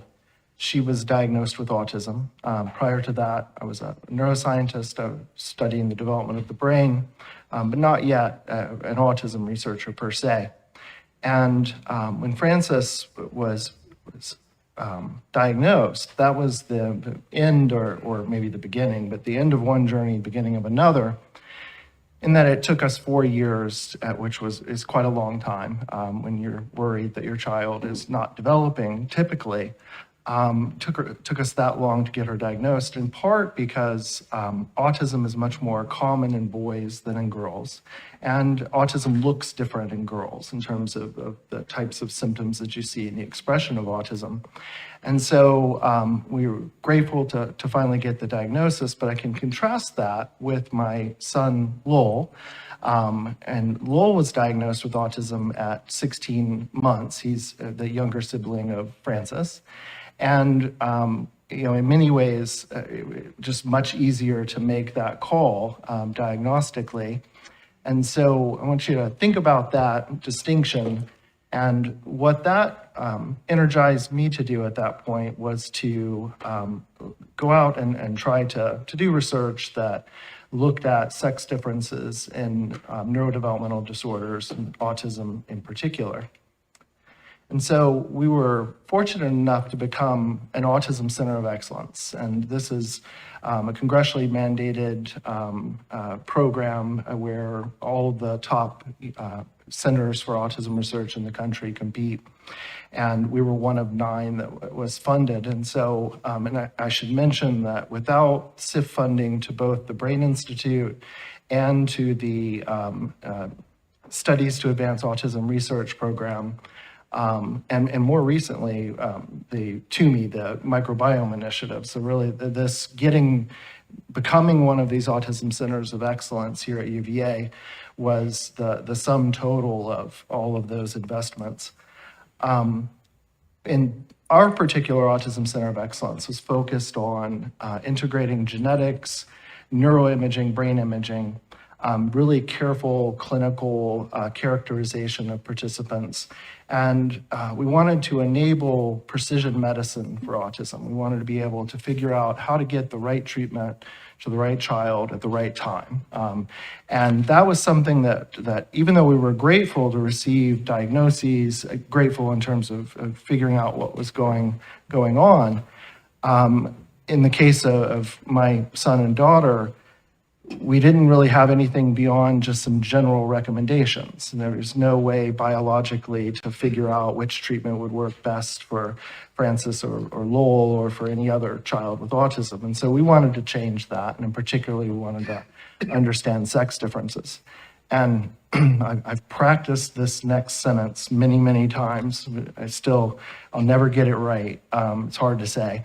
Unfortunately, this grant was canceled under the kind of changes at NIH in terms of their focus. We really didn't have a specific reason, as Lori said.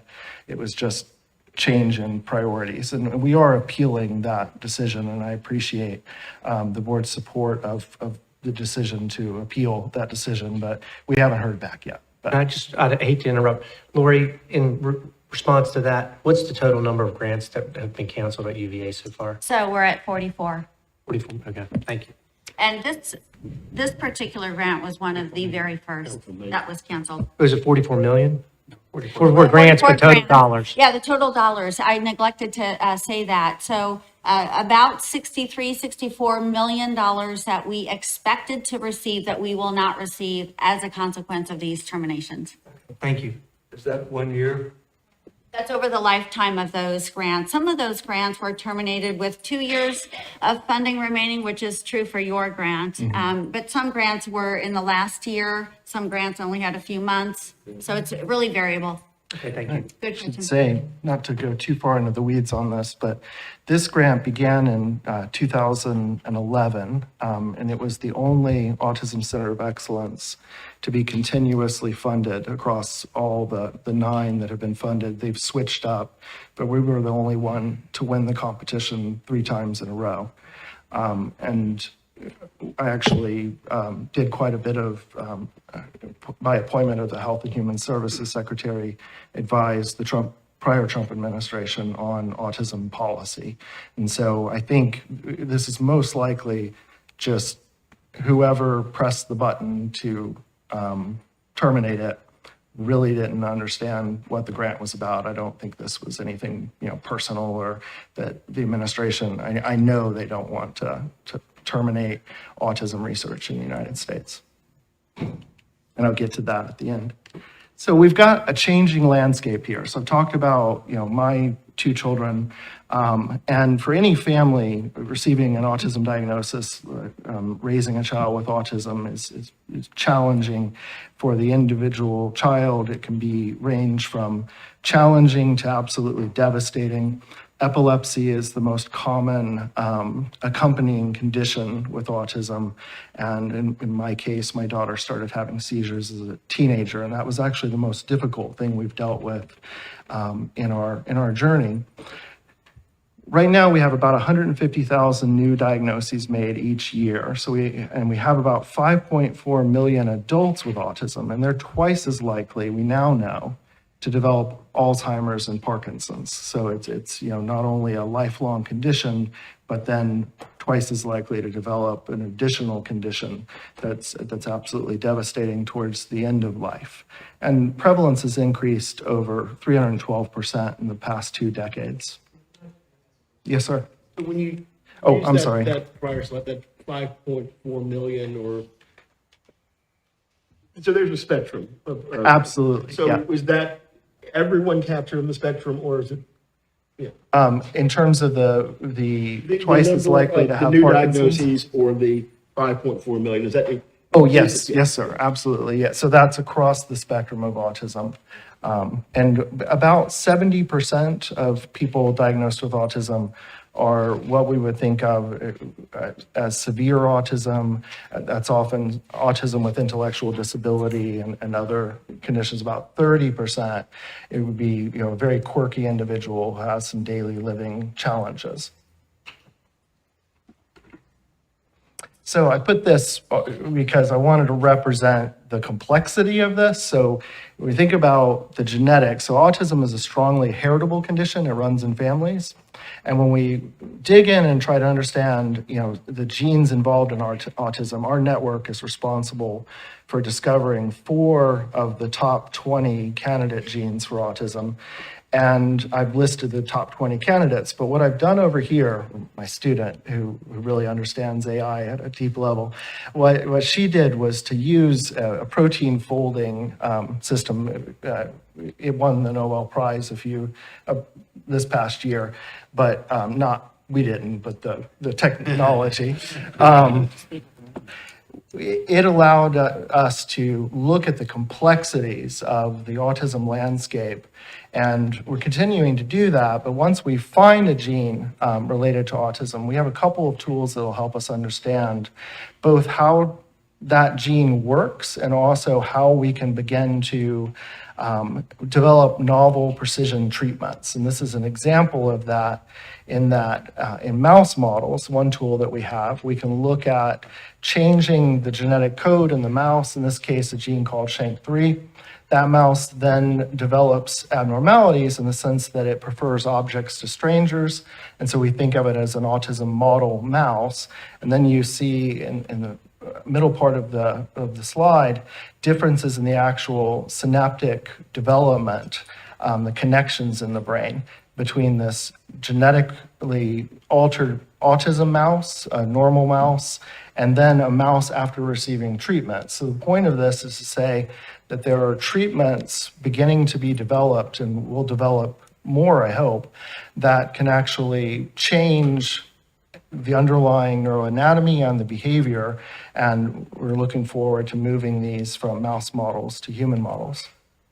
Another tool that we have is actually growing tiny little brains in a dish, and so we can do this by taking skin cells from anyone, and we do this in the children with autism that we study, and we can coax those skin cells into pluripotent stem cells, and then we can grow little brains that then allow us to try a range of different pharmacological targets to see how it alters the developing brain in a way that could match the individual genetic profile of the child.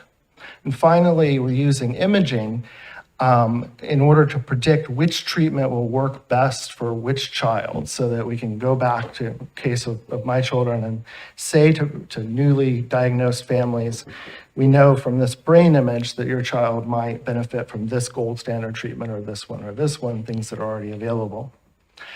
I am beyond excited about the new Manning Institute of Biotechnology, because the types of things that I see us doing in the next 10 years of autism research are actually to develop novel treatments so we can really start talking about treating autism at a biological level, and just beyond words excited about that.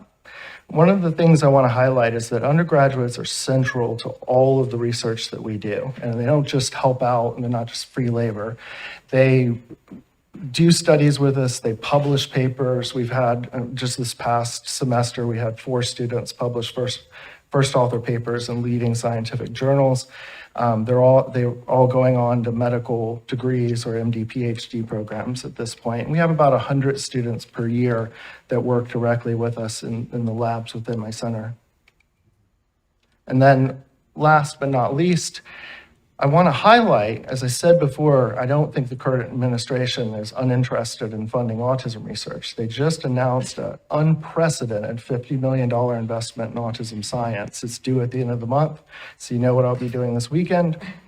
And for the baseball fans in the room, this is murderer's row of UVA scientists who are going to go after this grant. You know, I don't have time to tell you about all of them, but just incredible scientists represented here from departments across grounds. I've listed there the different, sorry, not departments, schools across grounds, departments as well, listed that below. So you understand this is a pan-university initiative. Okay, great, thank you. Director, just very quickly, I'm going to create an egregious HIPAA violation right here, but I think I can because it happens to be my daughter. And 15 years ago, when I was on this board, we were introduced to Dr. Kapoor when she, as a first-year student in a field hockey game, took a stick upside her head and started developing seizures. And Dr. Kapoor and his team brought her here, brought her in the hospital, had I don't know how many neurosurgeons and neurologists look at MRI after MRI, and they eventually find, you can correct me, something about the size of a fork tine in her brain that was causing her to have seizures all the time. She subsequently graduated at the top of her class, at the top of her law school class, is the mother of 2 great kids, and it's all because of you and your team. And Georgianne and I can never thank you enough. Karen Johnson, your former chairman, we've been happy to support your department, and more will come. So thank you, Dr. Kapoor, for what you're doing.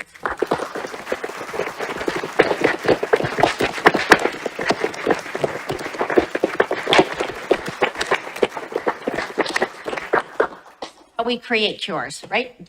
Doing this kind of work, discovery science, basic science at the bench, cell models, animal models. So the Manning Institute, we're gonna really run. I think the collaboration also with like an Evan Scott for the nanoparticles to Yes. drive your genes in. If you guys can work together, so many cool researchers that have incredible complementing research to what you're doing, so you don't have to find the delivery, it's here. So if you put them together, I absolutely. mean, we can move it along, and then hopefully we can take it out and move it to industry, and we can get the product into the market. So that's Excellent, what we're yes. doing. Thank you. Thank you. So thanks to all three of you. We are on a really tight schedule. I think we have time for one question if someone has it. Otherwise, you can follow up offline. But Lori, thanks for the overview. Jadeep and Kevin, thanks for talking about your amazing research. Thank you. Thank you. Okay, so the next topic picks up where we left off at the last board meeting. The board passed a resolution that in part asked us to report on work being done, quote, to ensure an intellectual climate and campus culture where all students, faculty, and staff are able to express politically diverse views, engage in constructive discussion across differences, and respond to competing perspectives in good faith. I will say personally, I'm thrilled that the board is interested in engaging with this topic. As a former law student and former law professor, viewpoint diversity is near and dear to my heart. I've always thought that John Stuart Mill was right when he wrote in On Liberty, "He who knows only his own side of the case knows little of that." And I've often thought that the clash of ideas is key to a great education and part of the path towards following the truth wherever it might lead. Free speech and viewpoint diversity, moreover, are the foundation both for academic freedom and effective teaching and learning, and so they're the cornerstones of any flourishing university. We have deep ties to free speech extending to Madison and to Jefferson, which is why in 2021, when we wrote a statement on free speech and free inquiry, we wrote a statement specific to UVA and did not just adopt the Chicago principles, which people had been encouraging us to do. The board endorsed that statement in 2021.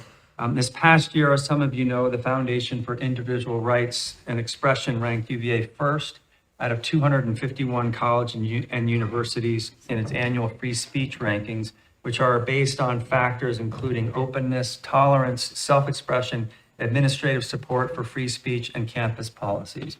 While we may be doing well relatively to others, I don't think our work here is nearly done. And it is something that always requires our attention.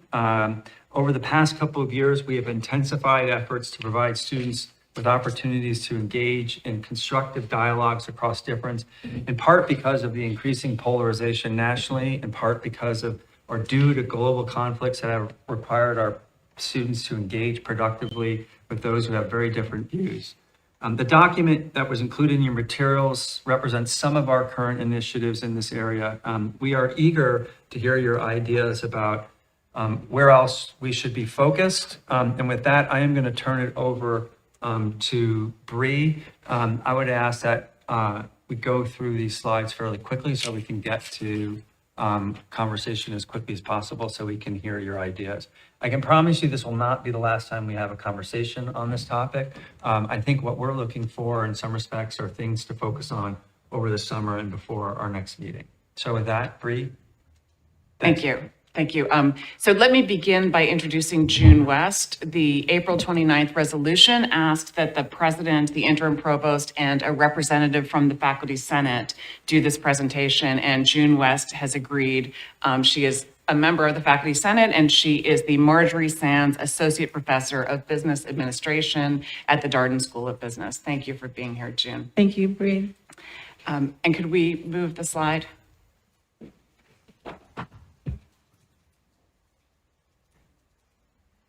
Michael, are you? I'll be in charge. Excellent, excellent. I want to be helpful. I'm here to be Great. helpful. Not a promotion.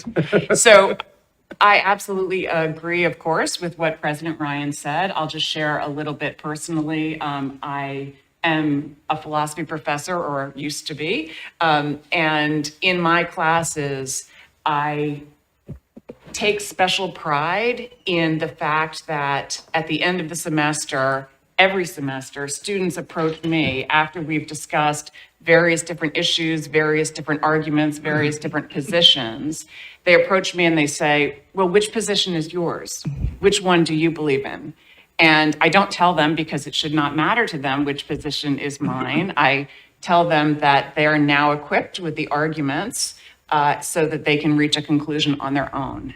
And having spent many, many years in arts and sciences, including in the dean's office, working with people across arts, humanities, social sciences, and STEM fields there, my overall impression is that the vast majority of faculty members feel the same way, that they see their role as equipping the students to reach conclusions on their own, equipping them with the cognitive skills that they need to be able to think things through, and allowing them to see that viewpoints that might seem foreign to them are actually viewpoints that have good arguments behind them, and that finding the truth and arriving at the truth is harder than it may seem at first. So as President Ryan mentioned, we are rated number 1 by FIRE. Last year we were number 6, so we have gone up. And as he also mentioned, that metric is based about half on student surveys and about half on policies and practices. And I want to say a little bit about practices. Some of our students, of course, think that certain speakers should be deplatformed and want to cancel certain speakers.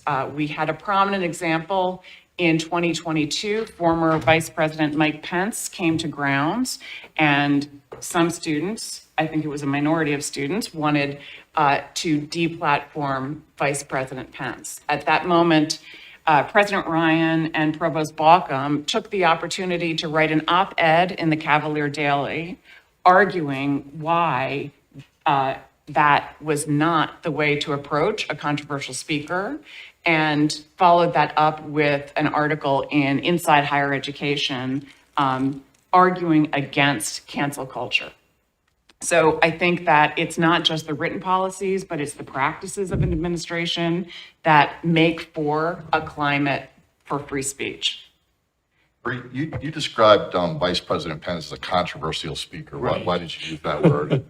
Well, he was controversial among some of our students who wanted him deplatformed. There have been other ones as well. How about faculty? Well, I wasn't here then, what was the faculty response? I don't actually know. Faculty response. I mean, I would be confident in saying that there wasn't a monolithic faculty response, but I have not seen a lot of movement by faculty to deplatform and cancel. I've seen it much more by students. Can you think of other speakers who there's been an attempt to deplatform them, to use your phrase? I'm not familiar with that phrase, but can you think of others? There was a speaker who was speaking about transgender issues.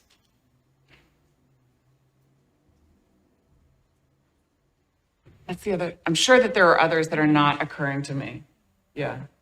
If Tim Longo was He's right here. there. Let me go ask him. Okay. Yeah, too much.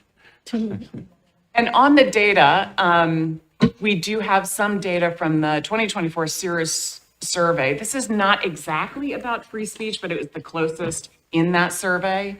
And a strong majority of students report that both within the classroom and outside the classroom, they often interact with someone whose views differ from their own and who see the world from someone else's perspective. They often see the world from someone else's perspective. I looked back at that and disaggregated it by political leanings and by gender. Dr. Long asked me to do that, so I did that. And it holds, the strong majorities hold for conservative, moderate, and liberal students, and it holds for men and women. Of those 4, we score higher than our peers on 3 and equal to our peers on the other. Could you turn the slide, please, Michael? Thank you. I won't go through these. We provided a handout. People have read them for the most part. Yes. Please, thank you. So I won't go through them, right, of current initiatives. Could you move the slide forward, Michael? So I would love your thoughts about what our goals should be. And so you could think about two different models here. So one model might be that students are exposed to a diversity of viewpoints, primarily across classes. So on that model, when I teach my philosophy class, I would teach my views about how it is that we know about causation. That's always one thing that I focus on. What is the epistemology of causation? So I could teach my own views. I have very strong views on that. It's not a political topic, but I have very strong views on that. And then my colleague in the philosophy department, who might have a different view, could teach a different view on that. The second model is that each of us in our classrooms works to present a range of views. You know, there are, when we're teaching, there are so many issues that there isn't consensus on. So there's a range of views on which people disagree, on which experts disagree. And so if you can teach the range of views and the arguments for each view, so we're not talking about sort of out of left field arguments, we're talking about views where some expert in the field holds that view. So the second model would be that in each classroom, you would present the broad range of views that are held by experts in the area and give students the tools to think those through. So let me just pause there maybe with that question. That novel, I thought, and from my academic experience, it's always how I've been taught. Where you are, here are the two, here's Kant, and here's the other. Is that a novel thing? It is not. No, it is not. So I'm being a little strategic here. Okay. I think that there are some movements to say that we should hire some liberal faculty members, we should hire some conservative faculty members, and then you go to each class to get each view. And I'm sort of pushing that a little bit to ask, is that really the model that we want to have? Or do we want to have a model where faculty understand that their role is to expose students to the full range of accepted positions on a topic? I think you need to have a faculty that attempts to be balanced. That's my view. I mean, we had data that we found right after last time we talked about some of these topics a couple of years ago, that there's a organization that looks at political donations made by employers, and the University of Virginia political donations were 95% Democrat, 5% Republican. We have three think tanks, basically at UVA, the Miller Center, the Center for Politics, and the Karsh Institute of Democracy, all three of which are led by, left-wing Democrats, which is fine.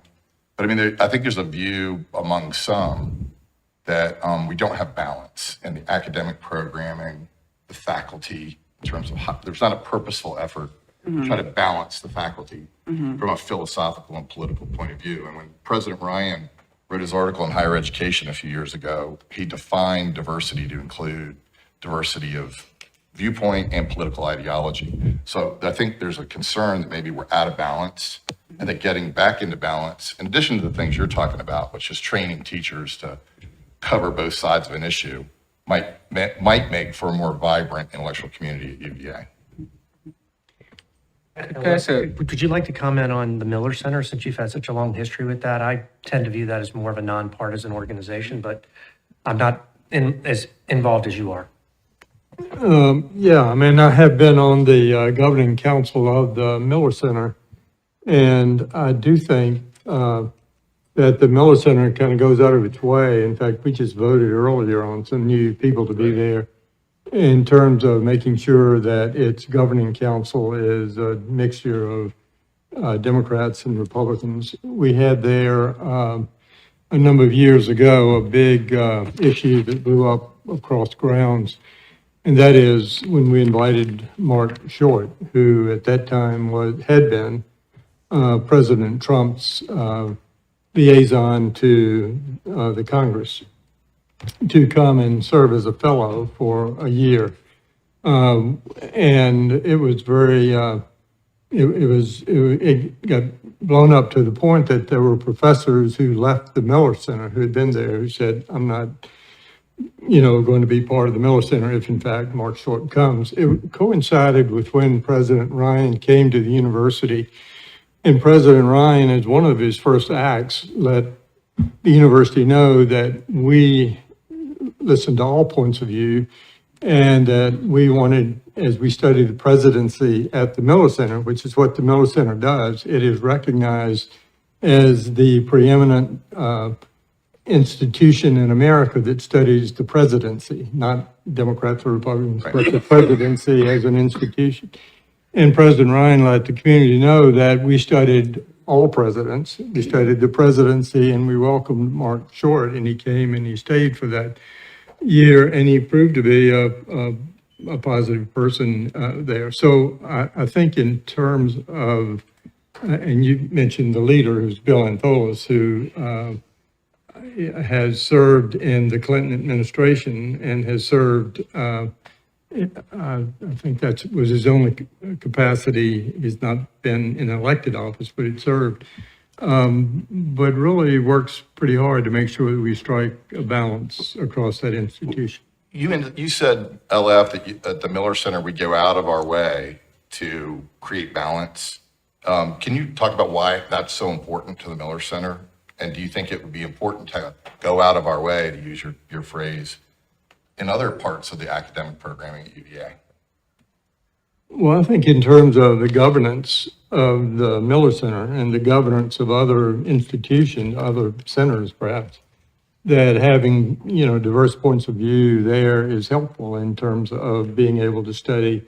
I mean, their role is studying the presidency. And so I think in terms of that, it's important that we have a lot different points of view. I mean, as I think about the university generally, and as I think about where I went to school, it seems to me most of the classes you take, I mean, whether it's Spanish or math or whatever, these issues don't arise, whether the professors are conservative or liberal or whatever, which is the great majority of courses, I would think, at most universities. It seems to show up in certain areas of the university, perhaps in political science or perhaps in areas like that. And I think that's where all institutions, or certainly this institution, is attempting to be open and having different points of view shared. I mean, I was at the event when the vice president came and spoke. It was a great event. And the folks who seemed to be objecting were mostly the LGBTQ community. And I think they were there. They asked their questions. The vice president answered them. It was all very civil. And it was a good, it was an excellent forum. And I think everybody there left thinking that it had been a good forum for them. But I don't, I mean, in terms of trying to have, quotas, and you have to have one person of this political persuasion or conservatives and liberals. I mean, I'm not sure that's important, but I think in certain places, such as the Miller Center, it is important. And that's why we strive, if you will, to make sure that that works. Robert, can I say something? Yeah, and then I'm going to let Jim take over. Oh, well, first of all, I want to congratulate, hearing from Jim saying this is a work in progress. Recognition, we're not there. We recognize we have a problem. We're working on it. That's great. I have the fire study here, and we are number one. But we're sort of like the best house in a really lousy neighborhood. And if you look at there are areas here where we have a lot of room for improvement. So I congratulate the administration for recognizing there's an issue, because you can't solve a problem if you don't recognize you have one. But we are the best. Let's get better. Yeah, well, that's why I mentioned it's relative, but we have work to do. So I'm sitting between two people who are getting really nervous about the amount of time we have for closed session and the amount of work we have to do. There was a group of board members who volunteered to dig into this a little bit. What I would suggest is maybe that group can get together with some of us in June. I'm sorry that you didn't get to say anything. And we set aside a couple of hours this summer so we can really talk about it. I feel like we're just scratching the surface and it feels super rushed, and this is a pretty rich topic. And you can invite June to that meeting. Thank you very much. I very much appreciate doing that. I had come today to talk to you about what it's like to be inside a classroom at UVA. We had Gregory talk to you about the student experience, and I was very happy to share with you the faculty experience. I've been teaching in the business of business education since 1980. I have some perspective on what goes on in a classroom, and at the Darden School, we're a case method classroom. So it's a 90-minute debate every day. Everybody has to share their thoughts. There's all kinds of good things going on, and I very much would like to come back individually with any of you that would want to talk with me. President Ryan, please. Provost Gertler, please ask me to, whatever you're doing this summer, I'd be happy to share that with you. Absolutely. Yeah. Thank you. Thanks for participating, and thanks for being here. Thank you. Thank you, everyone. I'm juggling things here to try to be as efficient as possible. So one of the things I'd like to do is, before we go into closed session, at least review the printed open session docket, which has a full text of the resolutions on which we will vote. The president will read the titles of the consent and action items. As a reminder, if any of you wish to vote no on any of these items or abstain on any of these items, please let us know so that we can identify those items and separate those out, because I know there was concern today. Can you call the roll on the budget? Yes, please. Thank you. Yes, we'll do. Okay. We're going to separate out the budget, Jim. Okay. Is that for, Approval of the fiscal year budget. okay. Is that for all three of the budgets? Because they're separated. Well, we can. Yeah, just do them. I'll just do, okay. Yeah. All right, this is the list. Signatory authority for medical center contracts with Baxter Healthcare Corporation, Abbott Laboratories, Inc., and Partners, and Simon's DBA merge. Naming Scott Beardsley and Claire Dufournet, Lorangy, and Terrace at the Frank M. Sands Senior MBA 63 and Marjorie R. Sands Hotel at Darden, and Conference Center for Lifelong Learning at the Forum Hotel. Demolition of the Center for Teaching Excellence at UVA Wise. Just a brief moment of silence. 2025 Major Capital Plan for the Academic Division, UVA Health, and the College at Wise. J. Sanford Miller Professorship and Director of Arts Leadership. Mario D. Valmarana Center for Studies in Venice and Vicenza in the School of Architecture. And then skipping down to number 10, Major Capital Project Financial Plans, reclassification of the Ivy Foundation Biomedical Innovation Fund, investment of gift funds to the School of Data Science Unrestricted Quasi-Endowment Fund, 2025-2026 Student Meal Plan additions for the College at Wise, signatory authority for Academic Division contract with United Healthcare Student Resources, strategic investment fund spending guidelines, recognition of Senior Vice President for Operations and State Government Relations, Colette Sheehy, FY 2026 and FY 2027 UVA audit plan, and graduate certificate tuition and required fees for the University of Virginia's College at Wise for academic year 2025-2026. We have may I have a motion? Hold on one second. Yes. Did you, Susan, we had the walk-on in finance. Did he say that? He did. That was the last one. Okay. Oh, sorry. Okay. Regarding those items, may I have a motion to approve the consent and action items as Jim just read in the docket? We have a second? Was the budget in there? No, we separated that out. Roll call the budget. Second. All in favor, say aye. Aye. Opposed? Great. And, Jim, would you please read the action items, which we have asked to be a roll call vote for those? Okay. I'll do each one and you can do a roll call vote. There are three of them. You can do them together because they're all tied together. Okay. Yeah. All right. FY 2025-2026 operating budget for the academic division and one-time tuition credit for University of Virginia in-state undergraduate students. FY 2025-2026 operating and capital budgets for the University of Virginia Medical Center and the University of Virginia Community Health. FY 2025-2026 operating budget for the University of Virginia's College at WISE. Thank you. Susan, would you please call the roll? If you're in favor, say aye. If you're not opposed, say nay. You're voting on all three of those? Yeah, their package is the budget, so, yeah. No discussion? I'm voting on the budget as a whole. Yeah. Well, I thought we already had discussion in finance, but I don't know if we need. Director, why is WISE included in these other? Because it's all part of the operating budget. It's all part of the so operating budget. Gotcha. Yes. And I would just, before you all vote, the importance of this budget is material to maintaining our AAA bond rating, and that is material to the common as well. So just be thoughtful and measured in your approach. Okay. Susan, would you please call the roll? Mr. Hardy. Aye. Mr. Brown. Aye. Mr. Blue. Aye. Mr. Brody. With reticence, aye. Mr. Cuccinelli. No. Mr. Gillum. Yes. Mr. Harris. No. Mr. Long. No. Mr. Manning. Mr. Now. Aye. Dr. Okonkwo. Aye. Mr. Payne. Aye. Ms. Pillion. Aye. Ms. Sheridan. Aye. Mr. Webb. Aye. Mr. Wetmore. No.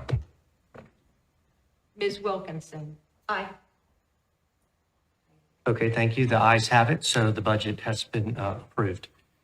We now will move quickly into closed session. We have a lot of, several action items that when we come out of closed session, we will be voting on. But,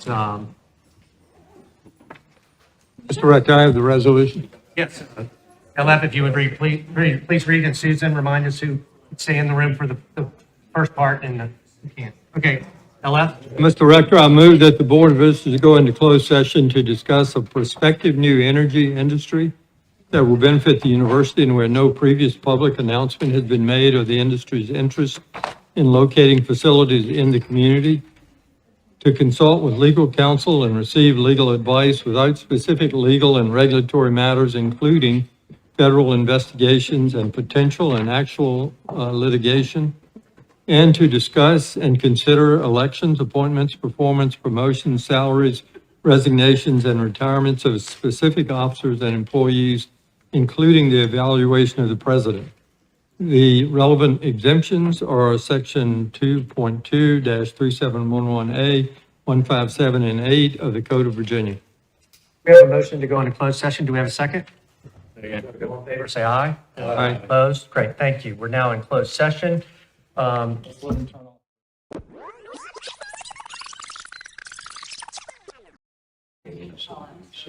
have to perform. Okay. 2 minutes. Just tell him when to read and then we're good. To read is not a question. It's going to come to you next week with the government.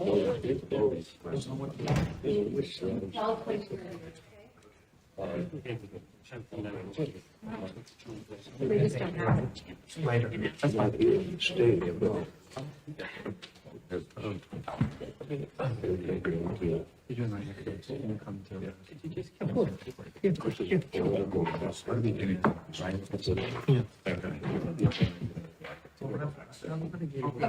Ready to go.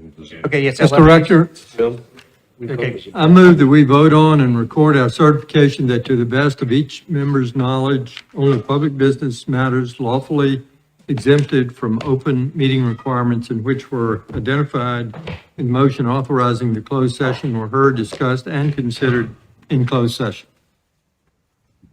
Yes, we have a motion to come out of closed session. Do we have a second? All in favor, say aye. Aye. Opposed? Great. We are now out of closed session. Yes, roll call, please. Robert Hardy. Aye. Mr. Brown. Aye. Mr. Blue. Aye. Mr. Brody. Aye. Mr. Cuccinelli. Aye. Mr. Gillum. Aye. Mr. Harris. Aye. Dr. Long. Yes. Mr. Manning. Aye. Mr. Now. Aye. Dr. Okonkwo. Aye. Mr. Payne. Aye. Ms. Pillion. Aye. Ms. Sheridan. Aye. Mr. Webb. Mr. Wetmore. Aye. Ms. Wilkinson. Aye. Great. So we have two items in open session that the board needs to approve. The first are the faculty personnel actions that we discussed in closed session. And the second is the election of Rachel W. Sheridan as rector and Porter N. Wilkinson as vice rector for the period July 1, 2025 to June 30th, 2027. May I have a motion to approve both of those? So moved. Do we have a second? Aye. All in favor, say aye. Aye. Opposed? Thank you. What item, Mr. Director? Yes. Before we adjourn the meeting, Sure.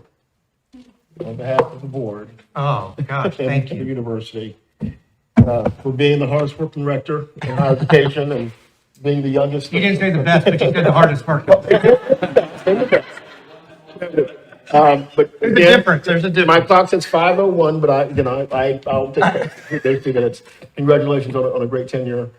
This board and this university owes you a great deal of gratitude. Well, thank you very much, and I appreciate it. And like I said, I thought this might be our last meeting, but it's not. So I'll see you at the next one. So this meeting's adjourned. Here.